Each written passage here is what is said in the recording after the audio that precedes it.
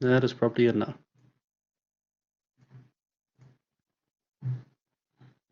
Just give it 1 second. There we go, and it's flashing. Is it flashing on your side or just my side? Now it's starting to flash. Okay. I started the recording on Blackboard as well. Oh, all right. Thank you. All right. It should stop flashing in a moment. It stopped on my side. So good afternoon. No, yes, good afternoon, everyone. Welcome to this morning's lecture. So we're going to start with an announcement first. So the announcement is about applying for the supplementary test for Informatics 1B. So if you did not write on Thursday, or if you had load shedding, or you received an email from us saying that your submission was not accepted because it was so late, especially the people that submitted after 12, if you received an email, so you would have received an email if it was rejected. Otherwise, you'll receive an email from us within the week to your student email address if you need to apply for the supplementary assessment opportunity. Everybody that did not write or where the submission was not allowed, you have to write. Oh well, no, they'll all know my. Never mind. Okay, so you need to apply by firstly going to the form. The link is on Eve. You will have to fill in your email address. So this is the email we'll use to contact you to go to a specific server, or this is the contact email we'll use for the SSA. Student number, surname, and initials. Please make sure you select the correct assessment. We'll be using this form for the second assessment as well. Reason for not writing the main test. So that's load shedding, sick note. Please note, if you had load shedding, you need to upload a document proving that you had load shedding during that time. So specifically the area where you stay, so that we can verify whether you had load shedding during that time. A sick note from your doctor. So if you fill in the application form, you'll see the application form. The application form has section A and section B. Your doctor needs to fill in section B, or if he provides you a sick note, then you'll just have to upload the sick note down here. So please complete the details if you have others, so that we know what the reason is. You've got your application form that you need to upload. That's the sick application form you can find in the learning guide, and then upload all supporting documentations at the bottom as well. So that can either be an affidavit, a proof of the area, or a screenshot of the load shedding. Or if you have the doctor's note, you can upload the doctor's note as you can upload the doctor's note here as well. But it is preferred that your doctor fills in the application form of section B, because that is the official way of how it's handled. And then you just hit submit, and then we'll get that. You'll also get an email if you submit it correctly. Right, so please, those that did not write, please make sure that you do fill that in and that you do write, and the dates on this is wrong. What the hell did my PowerPoint do? All right, so today we're doing polymorphism. First, we start off with did you know? And the interesting one today is going to be the Internet of Things. So from connecting devices to human value. So the Internet of Things, as it suggests, is an interconnected network of devices, which is a very interesting concept. So you've got this nice little connection, so Internet of Things from connection to benefit. So it starts with the device connection and connectivity. You've got data sensing and collection on the second point, data transport and access on the third point, data analytics, data value defined by action, and then human value, app, and experiences. So the Internet of Things have it has a very broad definition. And there's a few things it can fall under, but ultimately it's basically describing a device that has access to the Internet. If you look in research, the Internet of Things are generally described as devices that are able to connect to the Internet, and devices that either collect or sense data. Now, this is collected in a central point or retrieved, and then big data analytics is applied to that, so you can have some form of output in terms of a decision being made or a range of decisions being made, which gives the data some value. And then obviously from that, you can improve the experience a person has on a device. Now, that is a very broad explanation of what Internet of Things are and the benefits that they can have. Internet of Things are almost boundless, I would say, in this era, as almost everything you work with these days connect to the internet.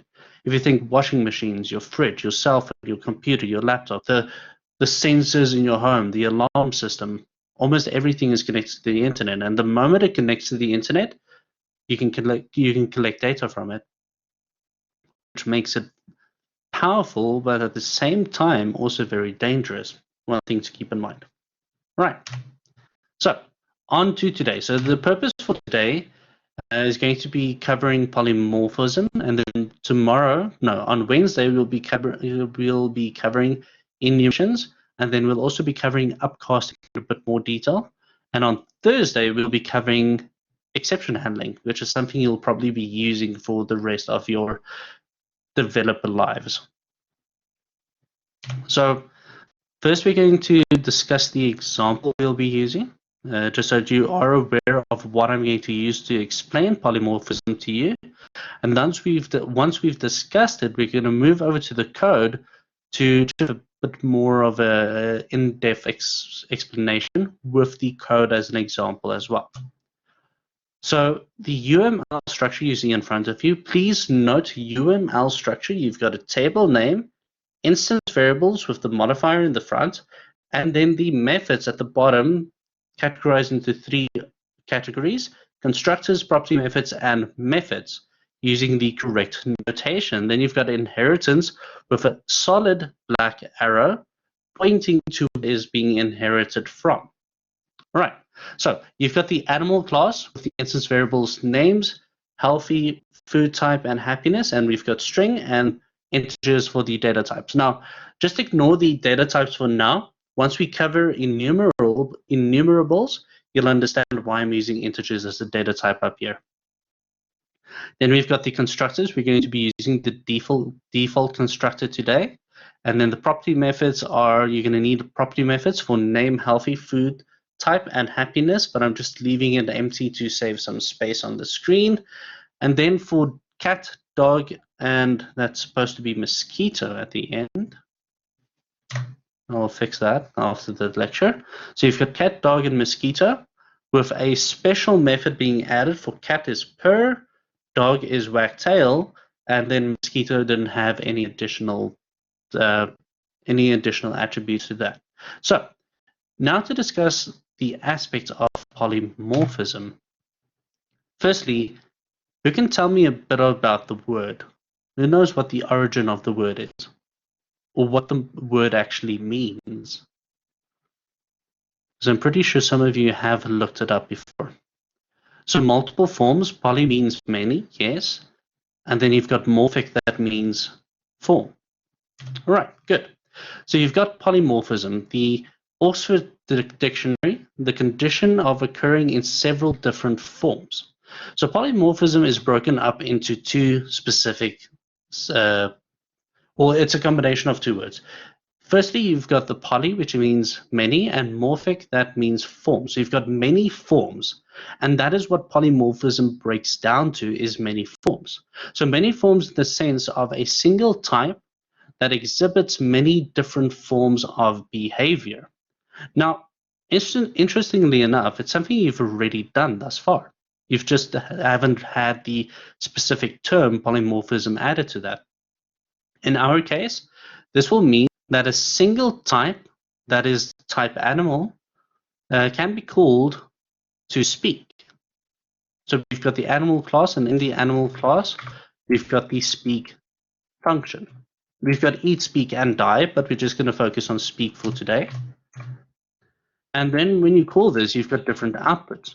So for each one of the inherited classes, when they speak, you'll have a different output, because a cat sound isn't the same as a dog sound. Right. So we're going to move over to the code here so that I can show you polymorphism in action, because just knowing the definition doesn't always help you. Now, just keep one thing in mind. We're showing you one form of polymorphism. Polymorphism has many other forms as well. We have decided to show it to you with the use of inheritance. Right. So let's just open up the code here. Right, so as you can see, I already have my animal class. With our instance variables, we've got name, healthy, food type, and happiness. We've got our name, property method, how healthy, our food type, and our happiness. We'll get to the additional things later. So we're going to be using this example for the next 2 or 3 weeks. Then we have our must override functions. So these are must override for eat, speak, and die. So an animal can eat, an animal can speak, and an animal can die. Quite sad. Then we'll move over to our derived classes. So firstly, we'll look at our dog class. There's no additional instance variables. We have our 3 methods coming from our inherited class or our base class. And then we have the additional function of wagtail, which is evaluated based on happiness, but that's something for later on as well. We've got our cat class, which also has no additional instance variables. We've got our eat, speak, and die, and we've got our purr, which is also just something we'll use a bit later. And then we have our mosquito, which is not at the top. It's supposed to be mosquito, but mosquito. So we've got eat, speak, and die, and then you can see different implementations. All right. So up until now, have you seen anything new that you haven't done thus far? Is any of this new to you? No. So you see, it's still something you've done. Line 4.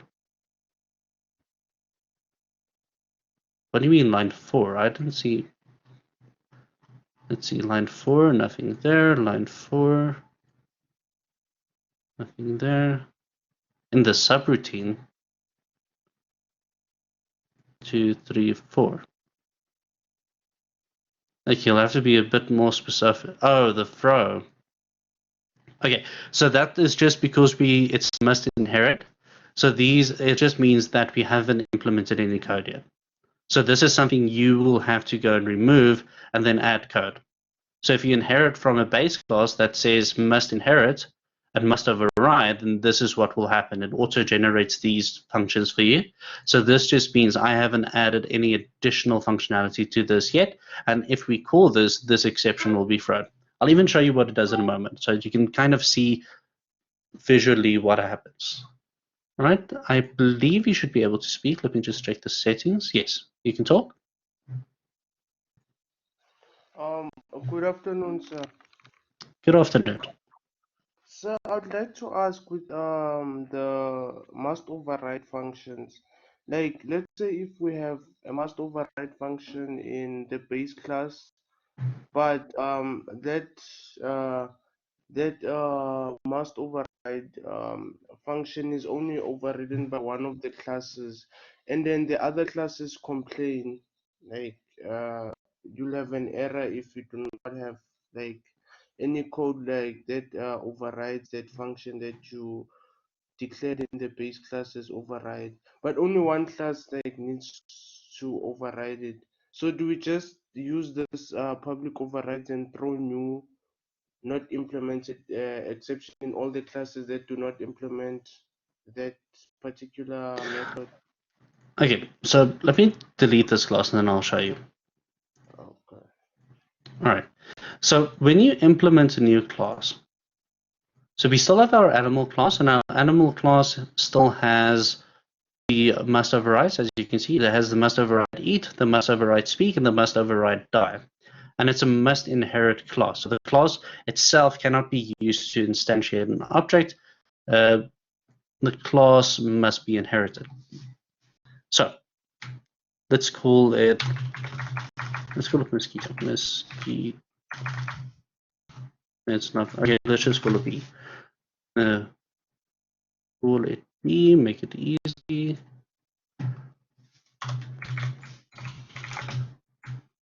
Strict.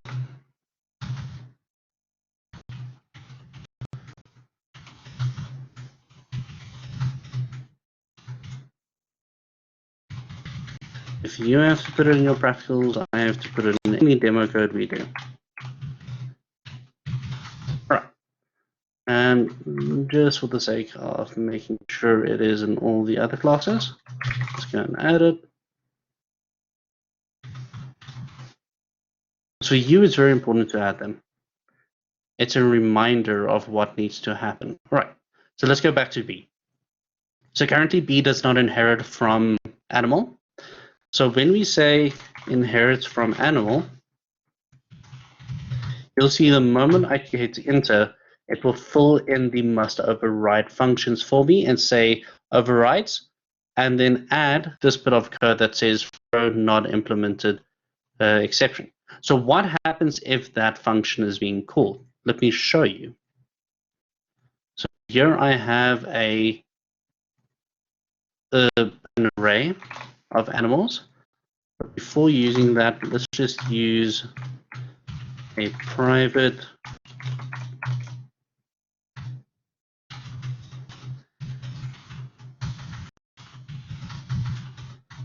as B. Okay.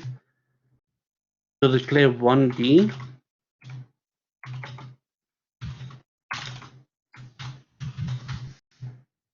Right, and then we're going to call that function, which was, it could be any one of them, which is called by. So what happens if we execute this? All right, now excuse the one button, this was meant for speak, but if you call that, you'll see that it throws this exception. The method or operation is not implemented. So the exception itself tells us that there's no code there. So that's what it auto generates for us. It's just to point out that it's breaking there, or that your code is stopping there, but you can continue with this. So you can continue into the next steps or just restart the application.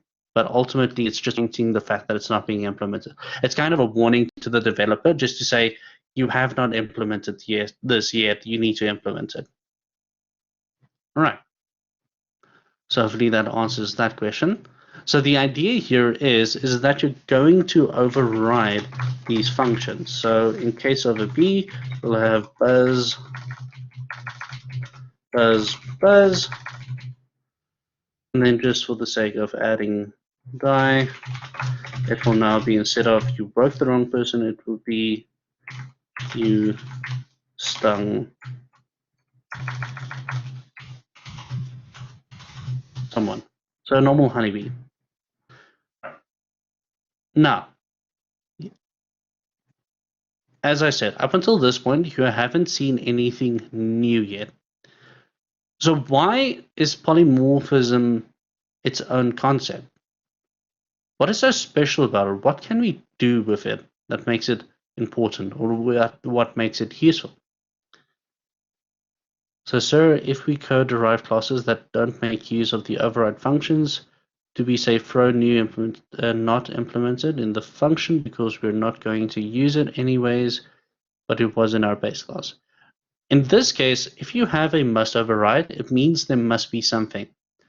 That not implemented exception is an indication that you haven't added the code yet. So if you have that and you leave that in your code, it means something is wrong.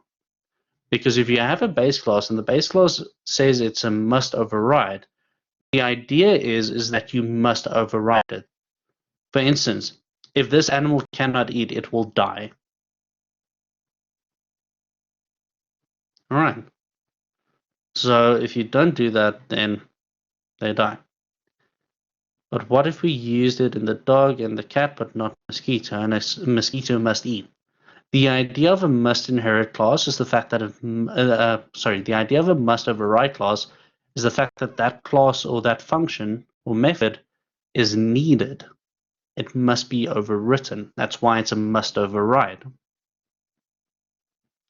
If you don't want to, yes, I was actually getting to that point now, but if you don't want to use it and you don't want to override it, then it's an overridable, which means it can be overwritten if used. Otherwise, it just uses the base class implementation. All right, so I'm glad to see some people can see that. It's the difference between having a base class that's an abstract class that must be implemented and having a must override function. So a base class that must be inherited must inherit the base functions. But a must override function indicates that the function must be overwritten. An overridable function doesn't always mean that it's going to be overridden or overrode. It's just an indication that it can be overrode or overridden if that scenario is given, depending on what the scenario is. So in this case, we've got a base must eat, or a must override eat, a must override speak, and a must override die, because all animals must eat some form or another. The way they eat might be different. The speak, all animals can communicate in some form or another. How they speak depends on the animal itself. And then die, also, not all animals have the same way of dying. For example, jellyfish. Can a jellyfish die?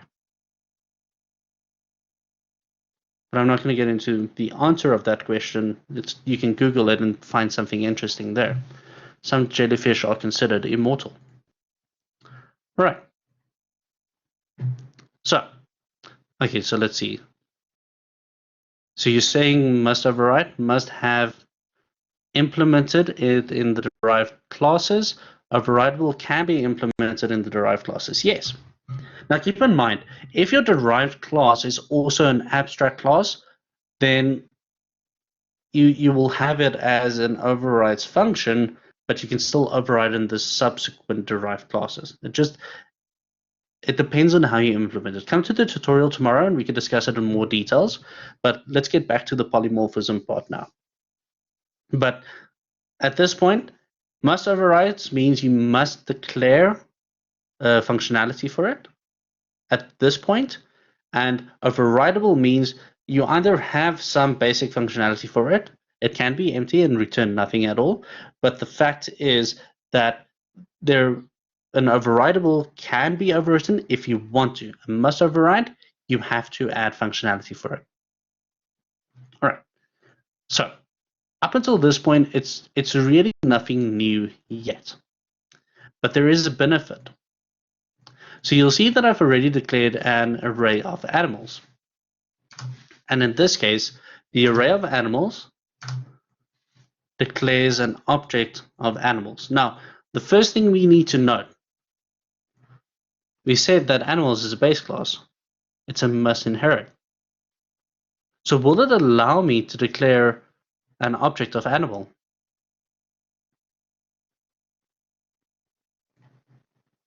We can guess the answer. Let's test that out. So let's make that a single variable, animals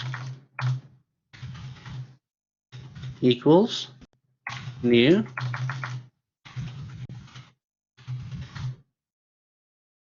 animals. Animal.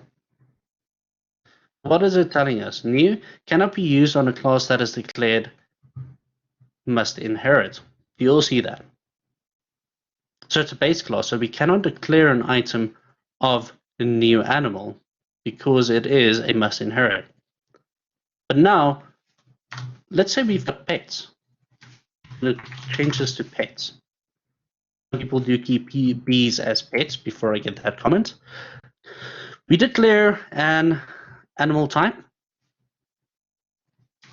Let's make that pets. So let's say we've got a bee as bee. We've got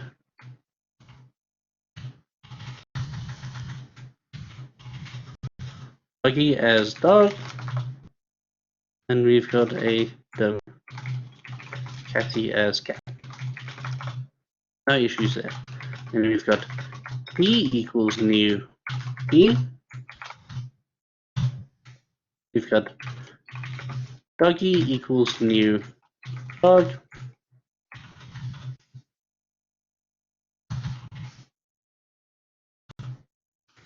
And we've got catty equals new cat. No issues there, correct? Now, let's say I want to call the animals to speak. What would we do? What do you normally do if you want to make all of your pets speak?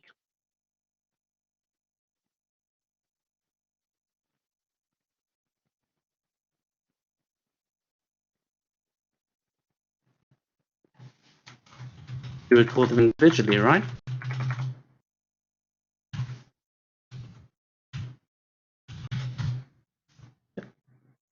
Let's just add them up here. Otherwise, it won't work in our class below.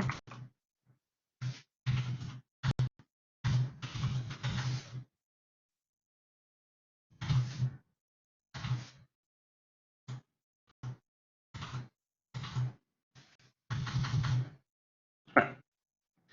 This you would have your doggy.speak, your catty.speak,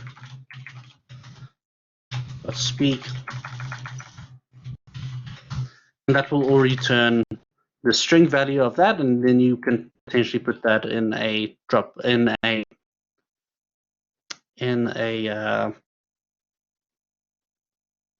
Z box. Sorry.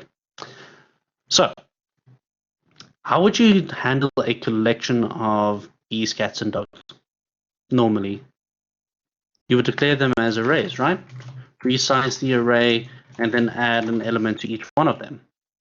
Ignore the green, the red underlines right now.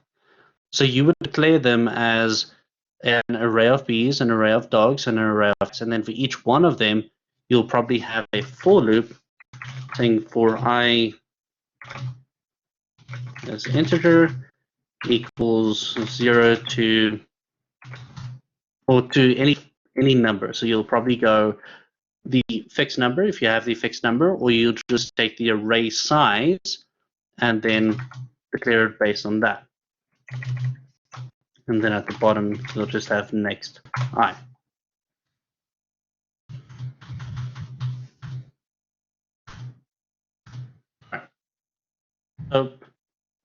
So far, you guys are with me. This is what you would normally do in practical if we tell you make all of your pets speak.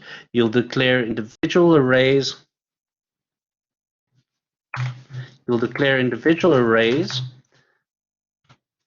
don't actually have to say next I in any case, but yes, you'll declare individual arrays of bee, of dog, of cat, and then you'll have to call them individually and tell them to speak. They can be different numbers.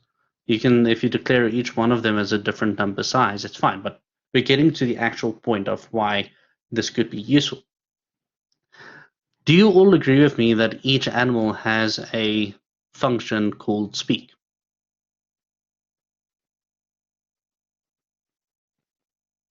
Yes, so we know that already. Do they all have the same output? No, they don't. That is correct as well. So we've got many functions with different outputs, but the form, the function call itself is the same. So here is a concept that we'll be discussing on Wednesday specifically, but the term is called upcasting. So we've got 3 animals. Do you all agree with me? A bee, a dog, and a cat are all 3 animals.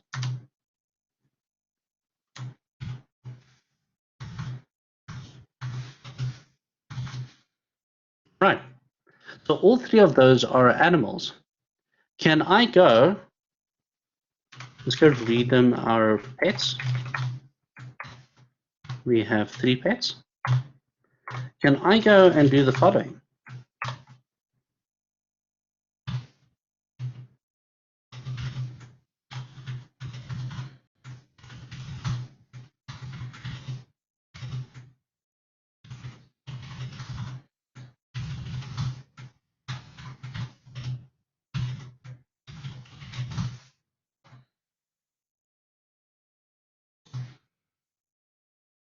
Can I do that?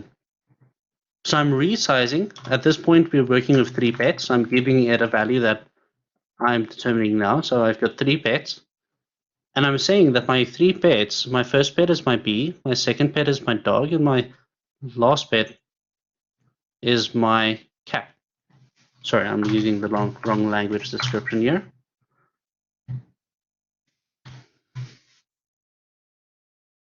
So my last pet is my cat. Does that make sense? All right. Why is this allowed?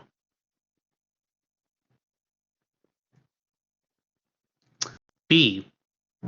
Is B an animal?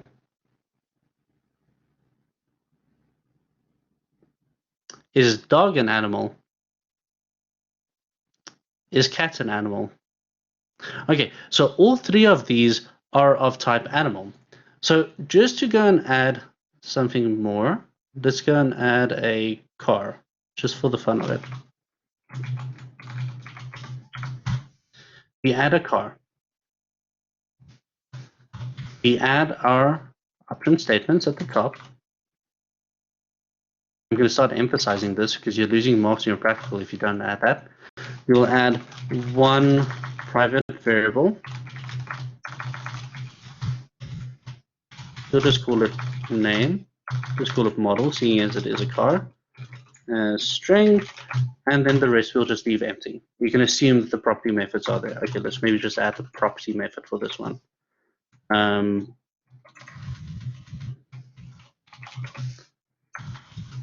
Public property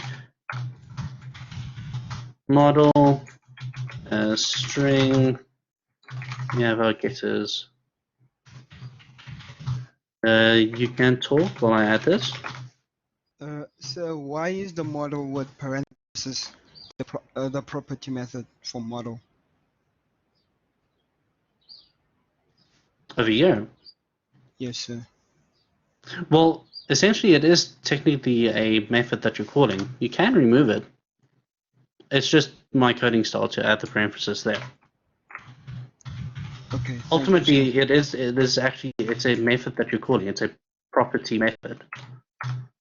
BB just adds it for you, but I just prefer adding it there. My coding style, I guess. All right. So, for this car, is car an animal?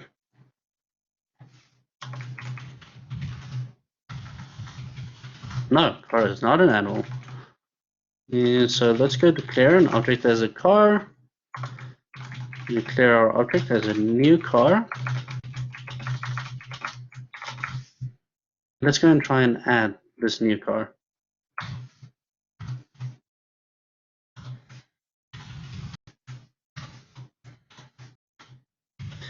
Do you think this will allow me to do this?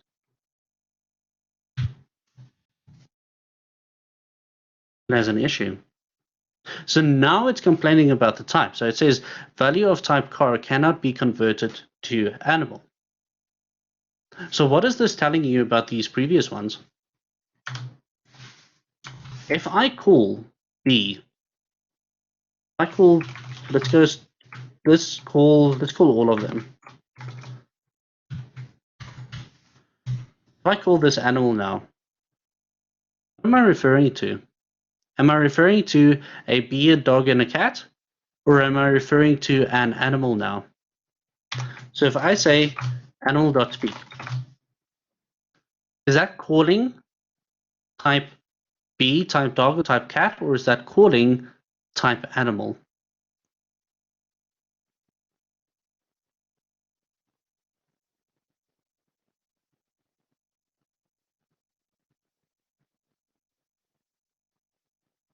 All right, so we've got a lot of confusing questions, answers here. We call them all, we call type B if it's the first case, or we call the others. All right, that is why I added specific functions to some of the animals. So let's say our dog was second, so we go pet2 dot, and what was the function we added there? We added wag's tail.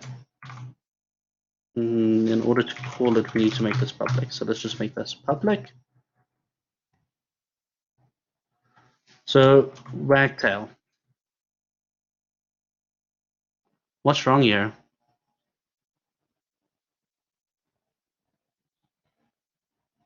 Look at what's being what the message says. Wagtail is not a member of animal. So what does that tell you? When I call type pet, if I call pet, what type am I actually calling? I'm calling animal. But it's not giving me an issue here. So in animal, if you look at animal, it's a must override function. So what's happening is when I call type animal, it will look at the function being given to me, but it will execute the specific function with that animal. So let's put this in a message box so you can actually see this happen. Message box. So let's run this and let's actually see what's happening. So remember, we've got bee, dog, and cat. I'll just have to bring it over to the side. So the first one is bee, so buzz, buzz, buzz. Second one is our dog, woof, woof, woof, and then our cat, meow. So because we overrode the functions, because the functions are available in the base class, it goes to the specific implementation of the variable you're using. So if it's overwritten, it will go to the overwritten function. Otherwise, it will use the base class itself. This is where polymorphism becomes powerful in the specific form we're using it. It's because you can have a generic type that all objects can use, and you can call some once. It eliminates the need for duplicate codes if you're doing the same thing in all of the code. So if you think about how we do our subject or our model, if you go back to the example Mr. Cottrell used for your UJ modules, each module had a calculate semester mark. So essentially, as a faculty, you can take all the modules, put them in an array of type UJ module, and then just calculate the semester mark, and it will implement the semester mark that the specific subject has for that semester. It does call the implemented function. It calls the function at the derived level, only if that specific function is available inside the base class. So it looks at what functions are available in here. So let's make this an overridable function. Overridable. And then we add functionality. So return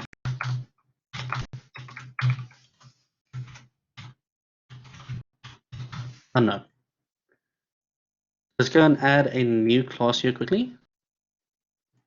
We'll do this very quickly. We'll call it snail. Add our option statements.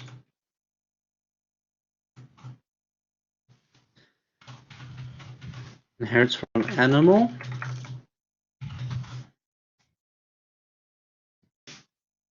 So now you see, making it an overridable function, it doesn't force us to override it anymore, and I'm not going to override it. So if we go back to our animal description, let's add, instead of using car, we'll use snaily as snail.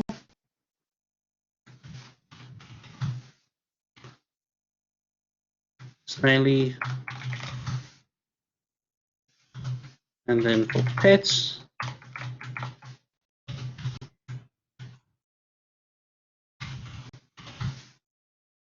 then obviously we need to override here and there. Okay. So when we run this, what do you expect to happen now? So now we actually have functionality inside animal in speak. The return is unknown. So what happens? We call the first one, it still says buzz, buzz, buzz, because B overrides the function. So the implementation specific to that object is overwritten by B. So even if you call it as an animal class, it still goes to the function that overrode it, because that is the new execution of it. Same for dog, same for cat. But remember, Snell doesn't override the value. So what does Snell do? Snell returns what is in the base class. So if you don't override it, it uses the base class execution of that specific function. But if you override it, it uses the overwritten execution, the new execution of that specific function. But the beauty here is because it has many forms, the specific function has many forms. When we implement the form, it's implemented on multiple levels. So I can still have my object of multiple types, but the execution is based on that specific type, but the call is based on the base type of the animal in this example.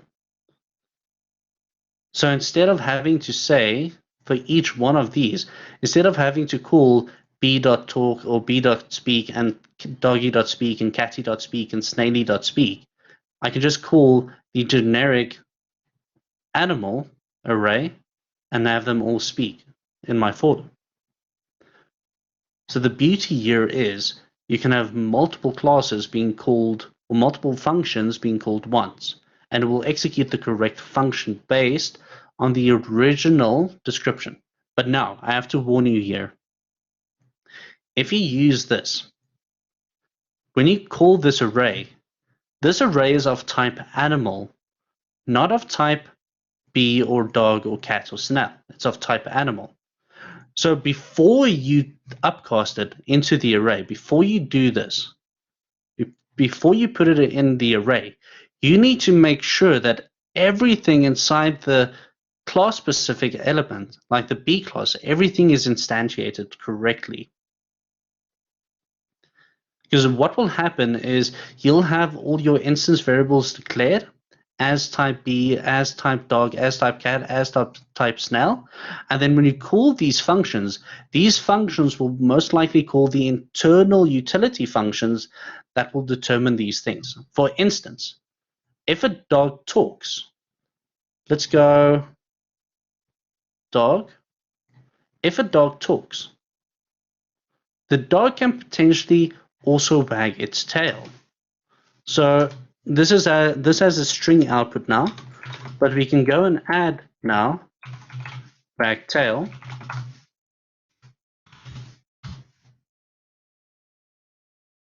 Yeah, just need to make this a function.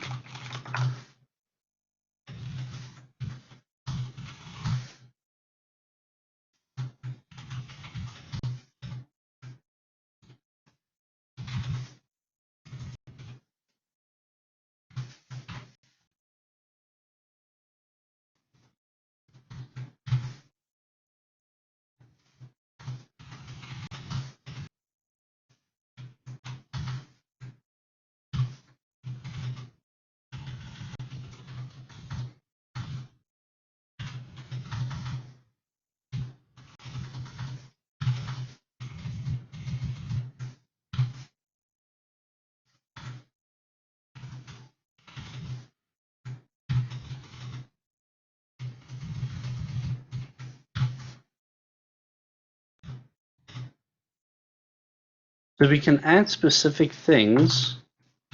Just need to return an empty string here as well. So I'll upload the code afterwards. All right, let's just see. It's still complaining. Oh, I need to stop. Okay. Okay, there we go. So, in this case, they all should execute.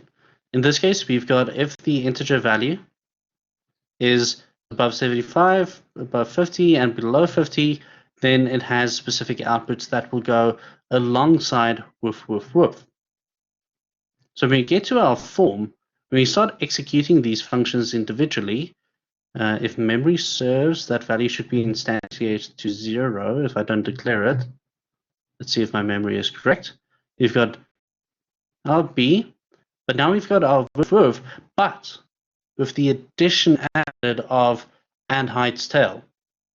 So you've got additional information based on that specific class, but it can only be invoked once it has been transferred. So inside the class itself, if that function is being called, if that function calls additional utility functions, as with the dog, if it calls additional functions in here, you can do that. So this can now be private because it's not meant for someone else.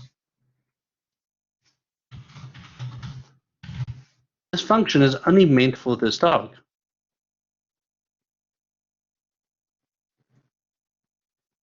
Oh, an execution. This function is only meant for the dog, for the internal workings of the dog. Why is it complaining?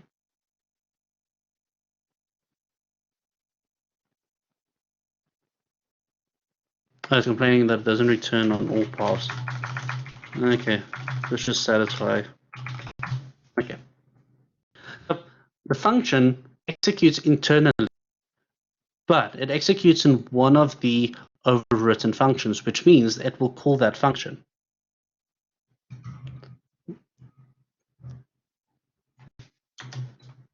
Okay, no. So what's happening here is just how I'm stacking the if statements.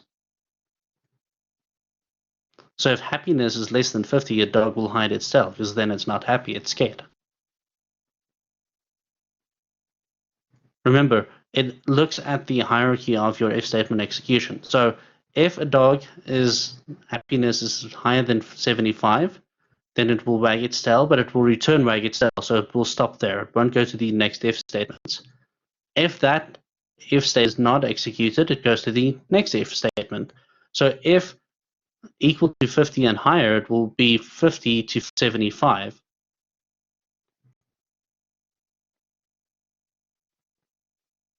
Oh, because I haven't declared a specific value, so I haven't instantiated the happiness function. Let's just go to animal.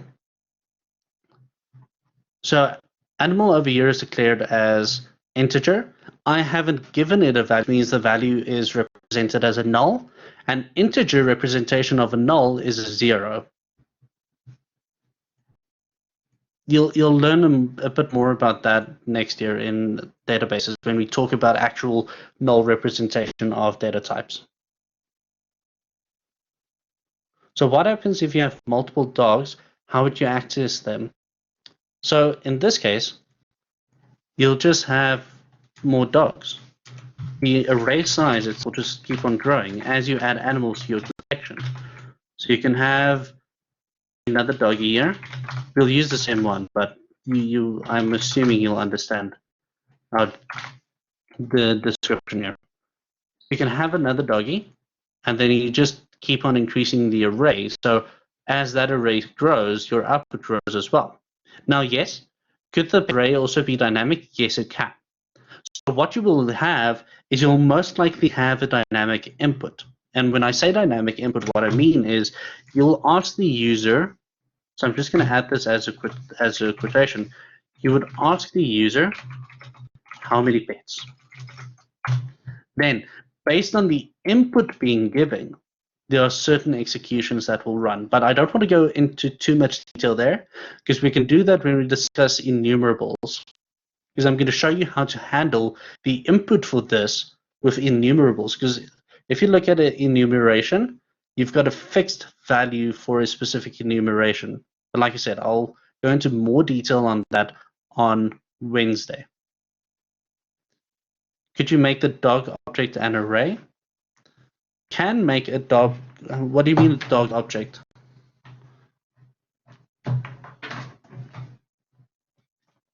For pets, it will be a new doggy. In line 11,